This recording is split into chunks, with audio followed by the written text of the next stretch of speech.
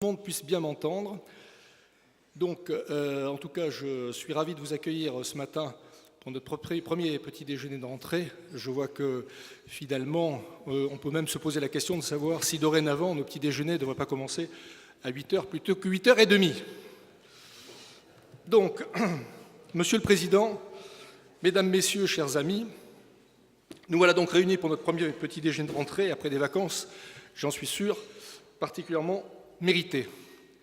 J'espère que pour chacun d'entre vous, l'été s'est bien déroulé et que vous avez pu donc faire le plein d'énergie pour affronter les dossiers de rentrée particulièrement épineux et lourds. Vous le savez, comme dit l'adage, l'avenir appartient à ceux qui se lèvent tôt, et je pense que c'est pour cette raison que notre invité de ce matin nous a demandé d'intervenir des potrons minés. En fait, un impératif de compétitivité, d'après ce que j'ai compris, est apparu la semaine dernière, venant de l'Élysée, et donc l'agenda de notre hôte en a été modifié. Et plutôt que d'annuler notre réunion, nous avons préféré donc vous demander de vous lever un petit peu plus tôt ce matin. Nous quitterons donc vers 9h légèrement plus, mais on va faire en sorte de tenir l'horaire. Donc avant de passer la parole à M. Nicolas Fourcq, président de BPI Group, je voudrais vous dire quelques mots sur la vie de notre association. Vous le savez, à l'issue du petit déjeuner de fin juin, au cours duquel donc, nous avons eu le plaisir d'accueillir Mme Karine Berger, la FTE a tenu son assemblée générale annuelle. À cette occasion, Mme Laurence Valentin-Asturon, trésorier du groupe Sanofi, a été élue administrateur en remplacement de M. André Rousset, directeur financier de la FUMA. Je profite de cette tribune pour féliciter Laurence et surtout remercier chaleureusement André pour son engagement indéfectible et tout le temps qu'il a bien voulu consacrer à la FTE et ses adhérents.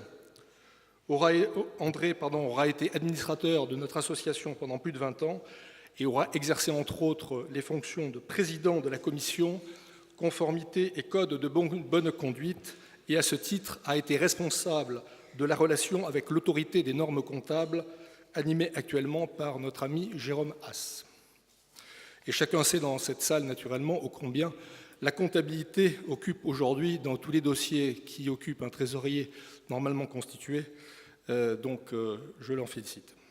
Par ailleurs, je me permets de signaler que la FTE est très mobilisée actuellement sur deux chantiers majeurs, dont l'un du reste est directement relié au sujet donc traité par notre hôte ce matin. Le premier intéresse avant tout les groupes notés. Vous le savez, après avoir revu la méthodologie appliquée aux émetteurs souverains, puis aux établissements financiers, Standard & Poor's a décidé de se lancer dans la révision de la méthodologie appliquée aux corporate issuers. Rassurez-vous, je ne vais pas me lancer dans l'exégèse de cette nouvelle méthodologie.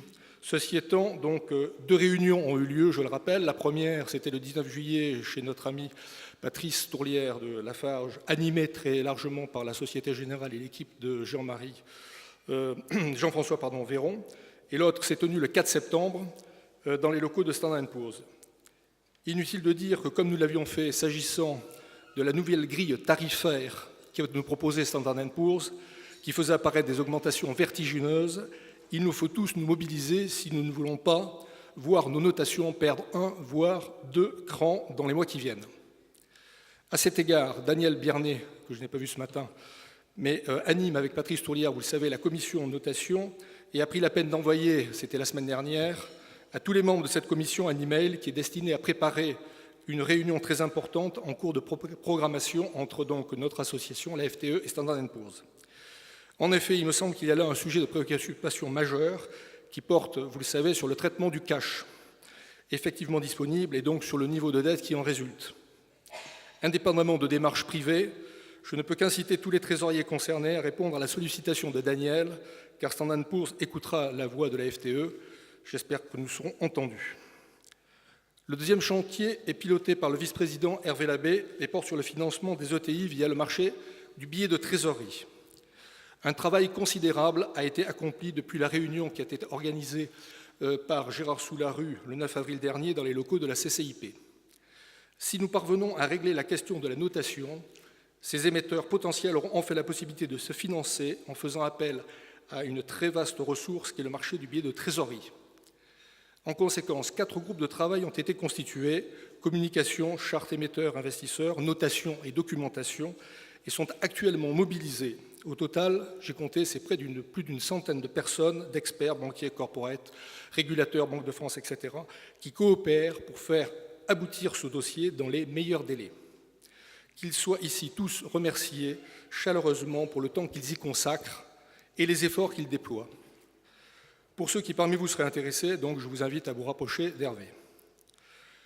En matière de manifestation maintenant, j'aimerais mentionner 3 rencontres qui me paraissent très importantes. La première se tiendra le 17 octobre. Il s'agit d'une rencontre professionnelle qui a pour thème contrôle interne et sécurité. Là aussi, sujet cher à tout trésorier. Cette réunion sera surtout pour nous l'occasion de diffuser largement le nouveau cahier technique intitulé « Contrôles internes et bonnes pratiques » élaboré par la commission du même nom, animé par Valérie Saint-Saulieu, que j'ai entreaperçu tout à l'heure, chef du service du contrôle interne du groupe Lafarge, et Corinne Sanchez, directeur associé de Deloitte Conseil.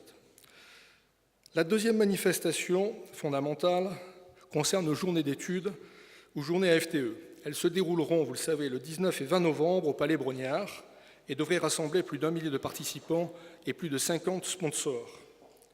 J'en profite pour vous signaler que c'est Michel Pébreau, qui a bien voulu, donc, président d'honneur de BNP Paribas, qui a bien voulu donc accepter d'ouvrir notre séminaire, et donc il viendra nous faire un exposé sur l'état du système financier mondial, donc le premier jour. Le comité de pilotage et toutes les instances de la FEE espèrent vivement naturellement vous voir durant ces 2 journées, dont le programme, je pense, est particulièrement de qualité, tant par les sujets proposés que les intervenants qui viendront donc s'entretenir avec nous. Quant à la 3e manifestation, elle intéresse davantage les adhérents de la délégation Nord de France. Elle aura lieu le 29 novembre au soir, puisque nos amis ch'tis auront le plaisir d'accueillir et d'écouter Madame Sylvie Goulard, qui est députée européenne, et Monsieur François Pérol, qui est président du directoire de la BPCE et président du conseil d'administration de Natixis. Voilà donc quelques mots sur la vie de notre association. Vous voyez que l'été a été particulièrement riche. J'en viens maintenant donc à notre invité de ce matin, Nicolas Dufourcq. Nicolas, vous êtes né en 1963 à Paris. Est-ce votre passion pour l'alpinisme et votre goût pour le défi qui vous amèneront très tôt à tutoyer les sommets de l'excellence tant durant votre scolarité que durant votre carrière professionnelle? Bref, après de brillantes études qui vous conduiront à fréquenter le campus de Jouy-en-Josas, les pupitres de la rue Saint-Guillaume et les bancs de l'ENA, j'allais oublier ceux de l'école du Louvre, vous voilà nommé en 1988 à l'inspection des finances. Rapidement, vous rejoignez en tant que directeur adjoint le cabinet de René Tolade, qui est ministre à l'époque des Affaires sociales et de l'intégration au sein du cabinet de M. Bérégovoy. En 1994, vous décidez d'intégrer France Télécom en tant que chargé de mission puis conseiller du président Michel Bon. Après avoir occupé successivement le poste de directeur audiovisuel et grand public, directeur de la division médias, vous êtes nommé directeur exécutif de la branche Internet grand public et président-directeur général de Wanadoo. C'est donc au sein de cette entreprise que vous mettrez en œuvre avec talent votre vision entrepreneuriale qui fera que très vite Wanadoo détiendra plus de 50% du marché des accès Internet. Homme d'entreprise, vous êtes également homme de défi. Ou si vous ne résistez pas à l'appel de Paul Emerlin, patron de Capgemini, quand en 2003, dans un contexte ardu, fait de pertes importantes, d'une crise du cash et d'un cours de bourse déprimé, il vous propose de le rejoindre. Vous êtes nommé rapidement DGA en charge des finances, de l'informatique, des achats, et vous participez pleinement au redressement des comptes du groupe par la mise en œuvre d'un plan drastique de réduction des coûts, une application d'une discipline financière essentiellement axée sur le cash, et le développement d'une stratégie de croissance raisonnée permettant donc de sécuriser une rentabilité à long terme. Et pour couronner ce redressement spectaculaire, en 2007, vous êtes désigné directeur financier de l'année.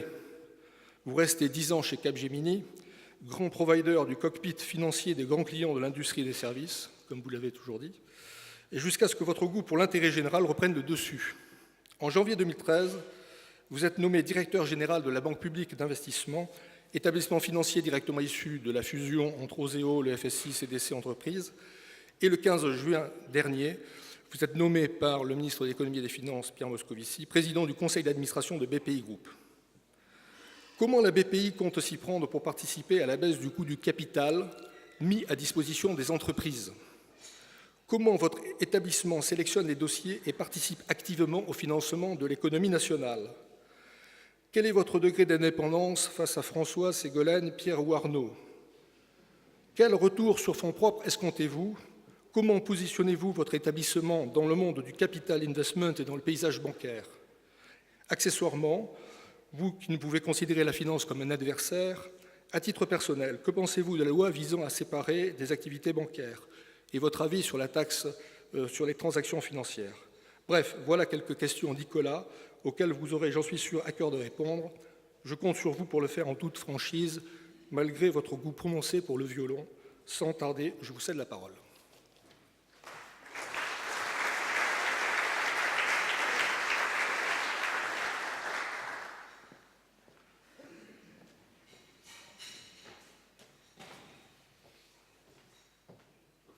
Bien, bonjour à tous. Excusez-moi de vous avoir fait lever un tout petit peu plus tôt. Je ne suis pas totalement maître de mon emploi du temps. Et c'est vrai que ce matin, le ministre du Redressement productif a décidé d'annoncer ses 35 plans industriels, une espèce de panoptique de l'ensemble des initiatives possibles pour redresser l'industrie française. On va entendre tout ça à l'Élysée dans 3 quarts d'heure.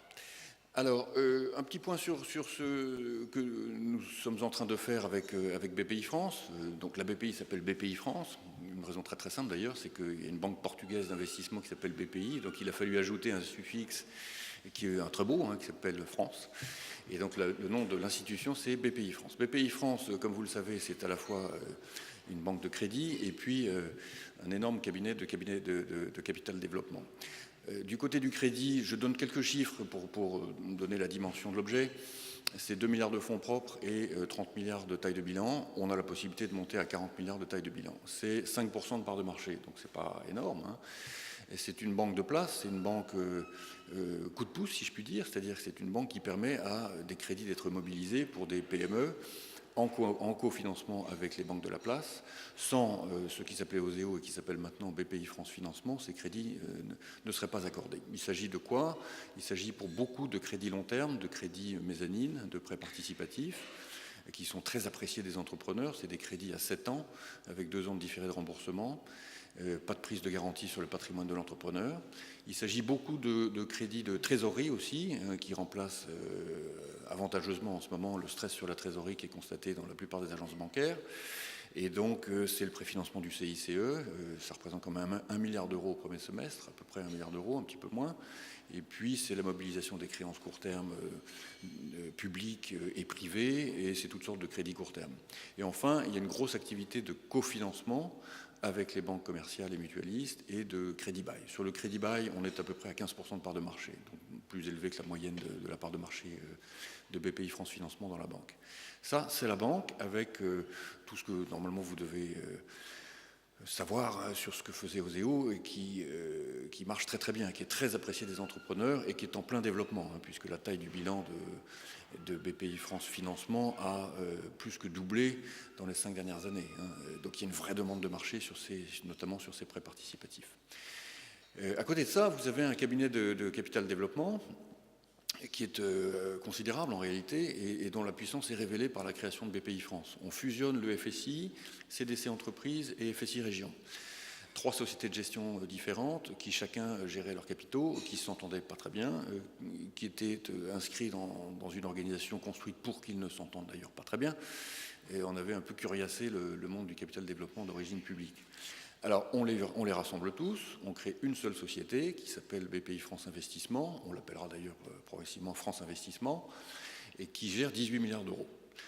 Et avec à peu près 350 à 370 professionnels, dont une grande partie sont localisés dans les 22 régions, dans les territoires proches des entrepreneurs. Ça, c'est la grande nouveauté, puisque on crée en réalité la plus grosse société de gestion AMF française et de loin, et probablement la plus grosse société de gestion capital développement PME d'Europe. À titre indicatif, 18 milliards d'euros, 350 personnes, c'est la taille d'AXA Private Equity. sauf qu'AXA Private fait de l'infrastructure et a des investissements mondiaux hors France. Nous, c'est uniquement de la PME et de l'ETI française. Donc c'est considérable et vous ne serez pas surpris de comprendre par conséquent que la part de marché n'a rien à voir avec la part de marché de la banque, 5%, elle est de 40% dans le capital développement.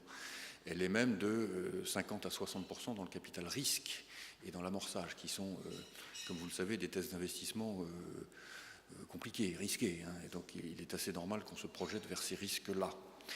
Alors c'est une société qui est en cours de constitution. Comme vous le savez, ça prend toujours un tout petit peu de temps, les comités d'entreprise, etc. L'AMF, elle sera forgée définitivement à la fin du mois de novembre. Elle est organisée en 4 départements. Je dis tout ça pour simplifier le propos, que ce soit bien clair. Un département qui est le département ETI, grandes entreprises. Bon, c'est ce qui s'appelait le FSI. Mais donc le nom FSI disparaît de ce point de vue-là. Et dans ce département, nous créons un fonds commun de placement à risque evergreen, comme on dit, 99 ans, de 3 milliards d'euros consacrés exclusivement aux ETI. Donc c'est dans cette direction de France Investissement qu'on va trouver tous nos investissements ETI, eux-mêmes localisés dans un FCPR, qui sanctuarise cette doctrine d'investissement-là. Vous avez un deuxième département qui est le département fonds de fonds, qui est le département historique de la Caisse des dépôts et consignations, où on finance environ, enfin même très précisément 284 fonds, donc toute la profession française.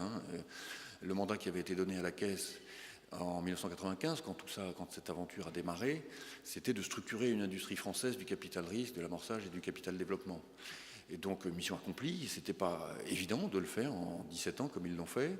J'en hérite, c'est une grosse activité fonds de fonds. Ce que je souhaite faire, c'est maintenant peut-être concentrer un petit peu cette industrie, puisque 284 fonds, ça veut dire qu'il y en a beaucoup qui sont de 10, 15, 20 millions d'euros, et on va dire qu'ils n'ont aujourd'hui probablement pas la taille critique, en tout cas pour lever de nouveaux fonds. Mais une très grosse activité dans laquelle sont injectés plusieurs milliards d'euros quand même, avec un effet de levier qui fait qu'au total, c'est plus de 10 milliards d'euros qui sont mis à disposition des PME françaises. Le troisième département, c'est le capital risque.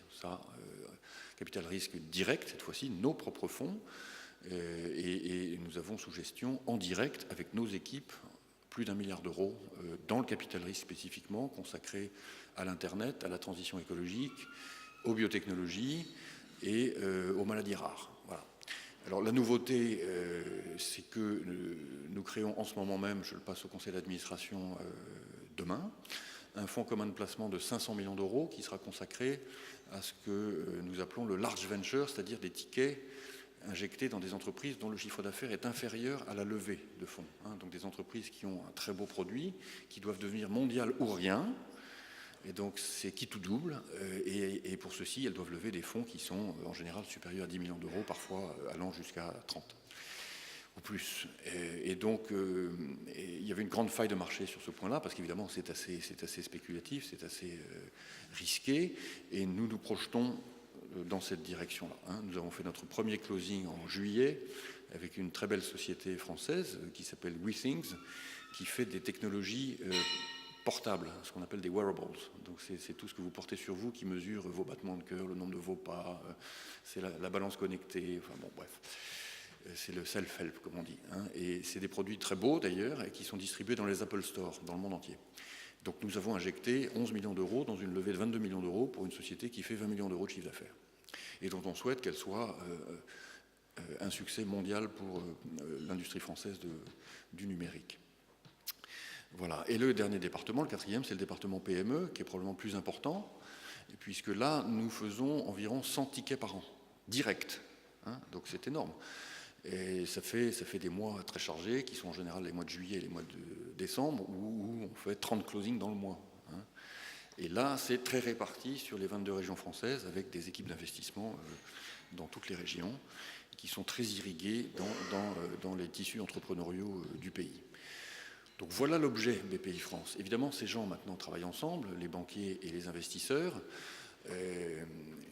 D'un point de vue strictement juridique, il n'y a pas de secret bancaire à l'intérieur de la banque. Il y a évidemment une muraille de Chine sur les processus de décision. Les comités d'engagement bancaire et les comités d'investissement ne se croisent pas. Ce ne sont pas du tout les mêmes individus qui participent à ces comités. Et donc, muraille de Chine sur la décision. En revanche, sur l'information, c'est-à-dire la compréhension du risque consolidé qu'on prend sur nos clients, évidemment, on partage. On a combien de clients? On a 200 000 clients en stock. Et on a en flux, chaque année, on accorde à peu près 6 000 crédits à long terme, 70 000 garanties de crédits bancaires privés. Et puis, alors, il y a une très grosse activité également qui est l'ex-Envar, que vous avez connu dans vos études, j'imagine, de distribution d'avances remboursables, d'aide à l'innovation et de subventions. Donc, on distribue chaque année quand même 1 milliard d'euros de subventions à l'innovation aux entreprises françaises. Donc tout ceci donne une connaissance vraiment très intime du tissu de la PME et de l'ETI française. Et je trouve que c'est un objet absolument magnifique de ce point de vue-là.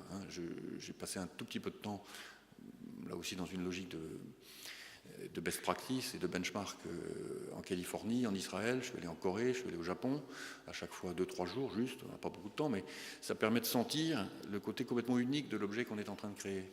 Et d'ailleurs, ils posent beaucoup de questions, les gens posent beaucoup de questions sur comment on a structuré BPI France, qu'est-ce qu'on en fait, etc. Donc c'est intéressant ce qui se passe là, c'est un bel objet.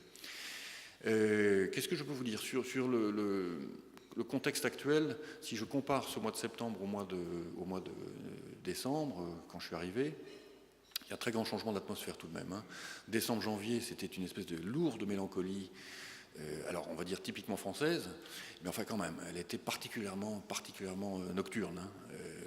Et d'ailleurs, quand on regarde les enquêtes trimestrielles de ceux qui s'appelaient Oseo, il y en a eu 57, la 57e enquête qu'on a publiée en mai, est la plus négative des 57. On n'est jamais tombé aussi bas dans, au fond, les aspirations négatives, la crainte pour l'avenir, la volatilité, etc. Bon. Les choses sont en train de s'améliorer. On sent depuis juillet, août et très clairement septembre, notamment dans les volumes de crédits demandés, des crédits de confiance, donc des crédits d'investissement et de développement long terme, un assez fort rebond de la demande. Et comme je suis en train d'inaugurer les directions régionales de la banque dans toutes les régions françaises, avec à chaque fois 200-250 entrepreneurs, c'est-à-dire tout le Gotha de la place, le Gotha de Strasbourg, le Gotha de Rennes, le Gotha de Toulouse, etc. On peut mesurer le pouls et honnêtement, ça se décoince. Ça va beaucoup mieux que dans le cœur de l'hiver. Donc je pense que ça va finir par se... on sait déjà qu'on est sorti de la récession, mais je pense que ça va se traduire dans le rebond de l'investissement français. Et je pense qu'on va avoir une fin d'année assez active et une année 2014 même très active. Au fond, c'est pas très surprenant, tout ça est cyclique, même la psychologie, et la psychologie est descendue tellement bas qu'elle ne peut pas ne pas remonter. Et ce qu'on sent bien d'ailleurs chez les entrepreneurs, c'est qu'ils en ont même assez de se plaindre.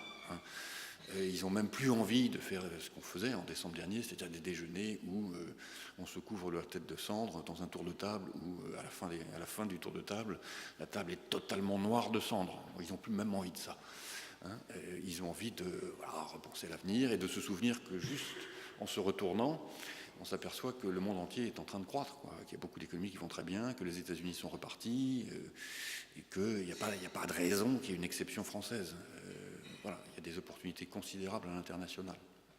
Donc notre rôle, c'est d'abord de leur dire ça, c'est-à-dire que ce que je vous dis là, je leur dis tous les matins, et je leur dis, il faut investir maintenant, absolument maintenant, aussi bien vous, entrepreneurs, que nous, à votre capital. Vous, parce que vous n'avez aucune chance d'être des vainqueurs de 2016 si vous n'investissez pas maintenant. Et nous, chez vous, parce que les bons millésimes sont les millésimes de crise. On est désolé, mais c'est vrai que tous les investissements qu'on fait cette année créeront des multiples et des TRI qui seront des TRI de bonne qualité. Les mauvais millésimes sont les millésimes de sommet de croissance. Donc ça sera, on le sait très bien, on le sait déjà, 2015, 2016, il faudra faire très attention dans la manière dont on mettra de l'argent au travail à ce moment-là. Donc voilà ce qui nous anime. On est très actifs, beaucoup de travail pour structurer tout cela. Mais il n'y a honnêtement pas de souci particulier à ce stade. Alors un point sur la relation avec le politique.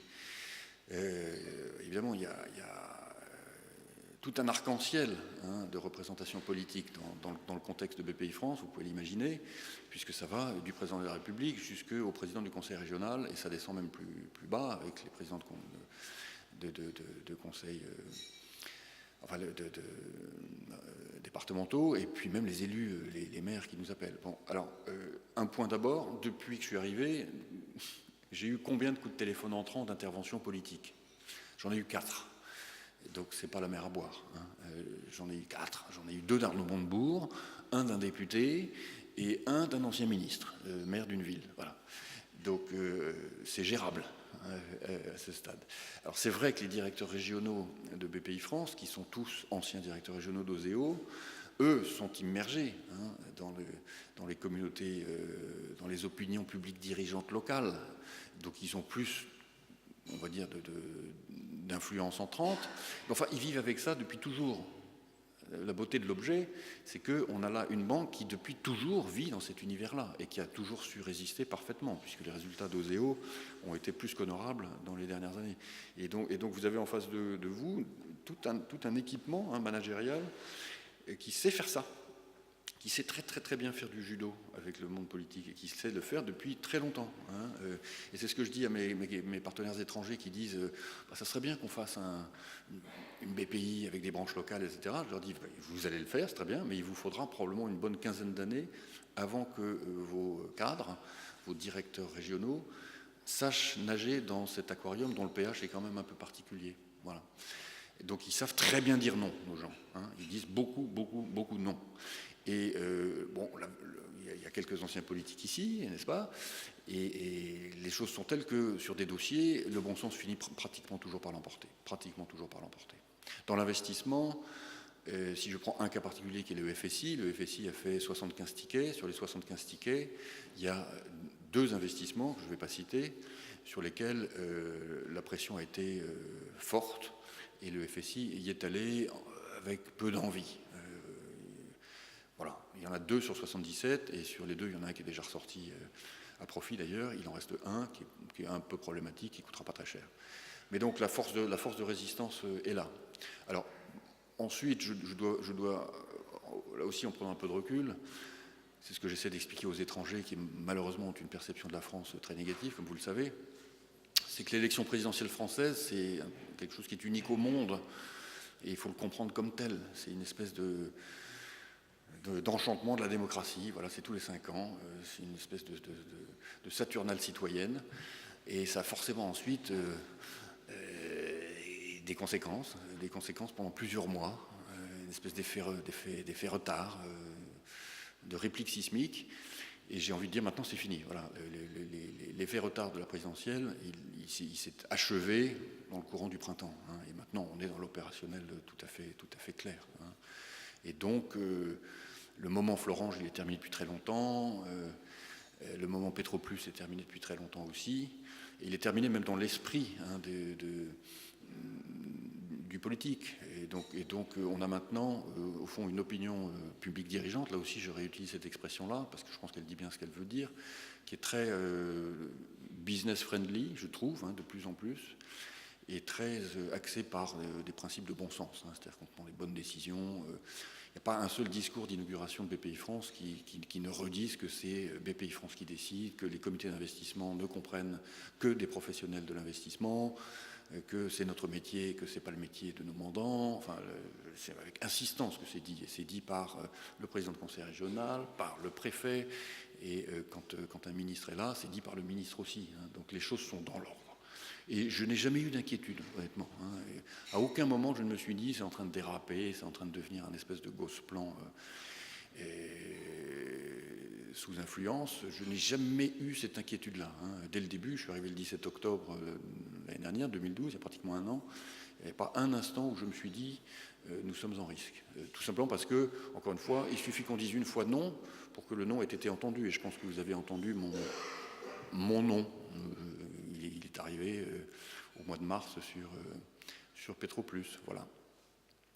Voilà ce que je peux dire. Alors maintenant, peut-être, oui, avant de passer aux questions, quels sont les besoins qu'on enregistre en termes de financement chez nos clients aujourd'hui ? Alors, la trésorerie, elle est en stress, ça c'est clair. Et d'ailleurs, les statistiques de la Banque de France sont extrêmement transparentes. Elles indiquent que les crédits de plus et de moins d'1 million d'euros aux PME françaises sont toujours en croissance par rapport à l'année dernière. Et que le seul lieu du stress, c'est la trésorerie qui est entre, ça dépend des mois, moins 7 et moins 5% par rapport à l'année dernière. Donc c'est pour ça qu'on s'y projette, et qu'on fait beaucoup de court terme.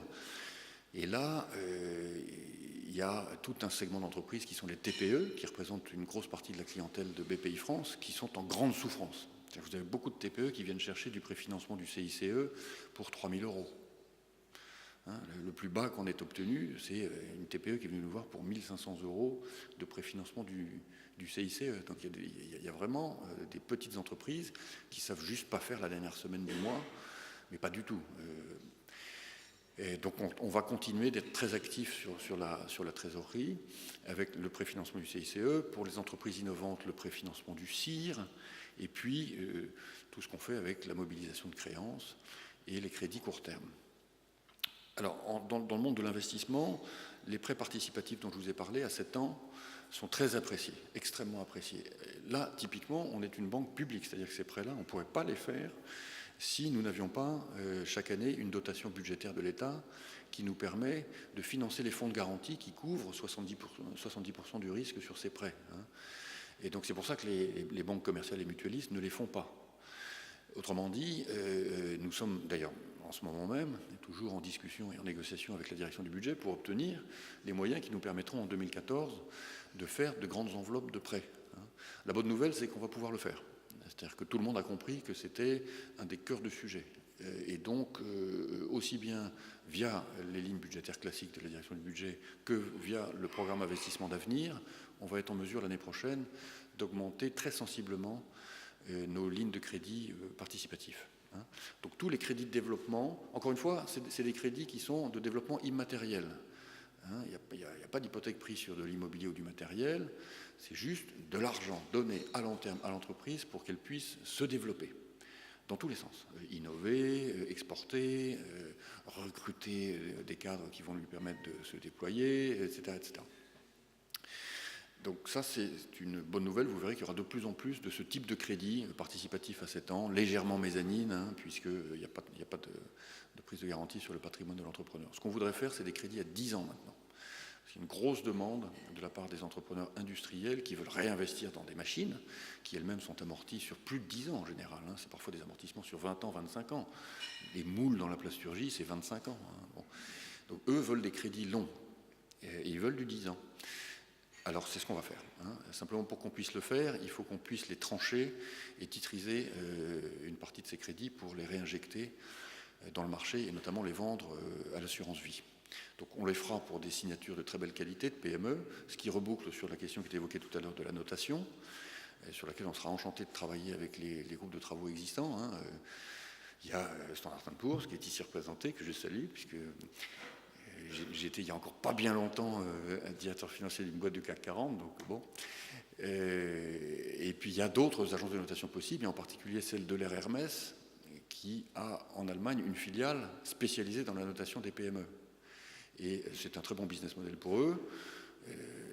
L'essentiel du marché obligataire allemand dans les PME est noté par Euler Hermès et pas par Standard & Poor's. Et donc, je suis en train de dire que peut-être qu'une concurrence serait bienvenue en France. Bon. En tout cas, il nous faut quelque chose sur la notation des PME et des petites ETI pour qu'on puisse, je ne dis pas les grandes, parce que les grandes, tout va bien, un bon duel, tout le monde achète du bon duel, mais les petites ETI pour qu'on puisse acheter du crédit titrisé. Et évidemment, acheter également de l'obligation qui répond aussi à ce besoin de crédit long terme dans ce segment de marché-là. Donc vous allez nous trouver actifs sur cette question-là, qui nous paraît très très importante, à la lumière de la nécessité de faire redémarrer l'investissement français et de le faire redémarrer de manière capillaire partout, et pas seulement avec des grands programmes. C'est probablement une faiblesse du pays que de penser toujours grands programmes. Voilà, donc ça c'est un sujet pour la fin de l'année, je dirais. Un autre sujet pour la fin de l'année, c'est qu'est-ce qu'on fait dans le financement de l'export, qui est un vrai problème. Je m'amuse d'ailleurs à poser sans cesse la question de savoir pourquoi et qu'est-ce qui a fait que la Banque française du commerce extérieur a disparu. Il y avait une BFCE, et puis tout d'un coup elle n'existe plus. Enfin, moi je m'en suis pas occupé, je n'avais pas de raison d'ailleurs d'avoir accès à cette banque-là pendant que j'étais chez Cap, mais en se retournant tout d'un coup, elle a disparu. Et quand on discute avec les entrepreneurs, ils ont quand même incroyablement besoin d'une Exim Bank. Dans tous les pays industrialisés mondiaux, il y a une Exim Bank. Il y en a une en Corée, il y en a une au Japon. Il y en a même une aux États-Unis. Donc on nous demande de financer de plus en plus l'export. Donc on fait des prêts participatifs, qui sont des prêts de 3 millions d'euros, permettant à des entreprises de se projeter. Mais 3 millions d'euros, ça ne va quand même pas chercher très loin. Il y a beaucoup d'entreprises, extraordinaires d'ailleurs, on découvre ça quand on va sur le terrain, le tissu entrepreneurial français. Ceux qui disent que l'industrie française est morte et qu'il n'y a pas de Mittelstand en France se trompent totalement.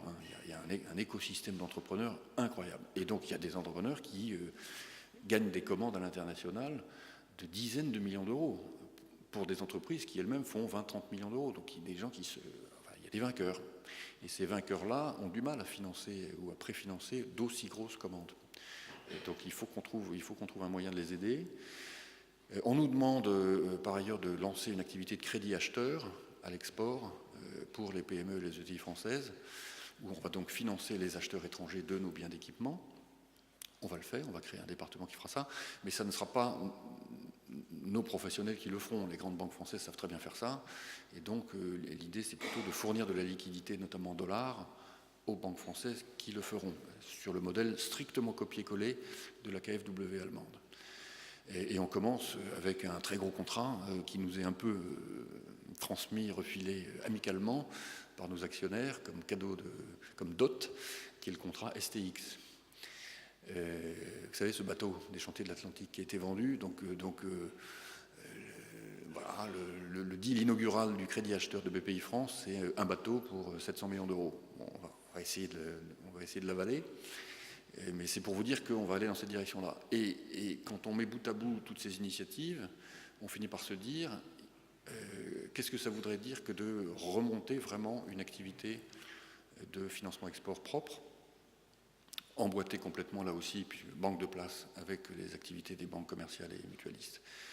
Et la direction du Trésor travaille sur le sujet en ce moment, et donc va nous faire des demandes à la fin de l'année, on attend. Ils ont commandé un rapport à l'inspection des finances qui travaille sur le sujet, mais donc il y aura à la fin de l'année une recommandation gouvernementale sur qu'est-ce que BPI France doit faire dans le financement de l'export. Voilà, en quelques mots, je parle vite parce que je sais qu'il y a peu de temps, et on a 10 minutes pour des questions, si vous le souhaitez.